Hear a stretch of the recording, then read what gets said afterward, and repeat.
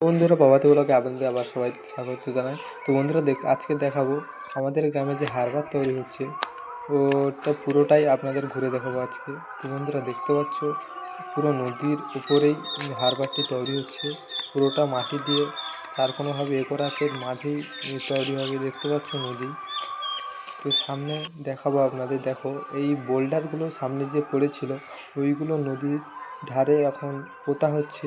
এর উপরে আবার বাঁশ ভাড়া বেঁধে এর উপরে আবার কাজ হবে। তো দেখতে পাচ্ছ পুরোটা দেখো কিভাবে মাটি করা হয়েছে। তো বন্ধুরা, দেখতে পাচ্ছ তোমরা পুরোটাই নদীর উপরে পুরো প্ল্যানেটটা তৈরি হচ্ছে।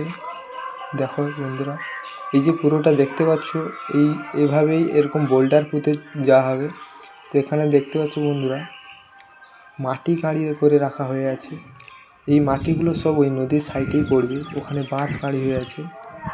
তো দেখো বন্ধুরা, কত নদীতে এখন জোয়ার হচ্ছে। জোয়ারের জল বাঁধের সাইডে চলে এসেছে, যেখানে কাজ হচ্ছিল। এই দেখো বন্ধুরা, এখানে বাঁশ পড়ে আছে। এই বাঁশগুলো সব ওইখানে ভাড়া বাঁধা হবে।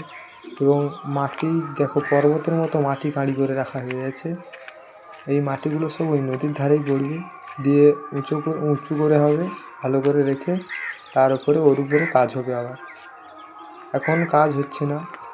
এখন সব যারা কাজ করবে তারা হচ্ছে এখন বাড়িতে গেছে। অনেক দিন টানা কাজ করেছিল, তাই বাড়িতে গেছে সবাই।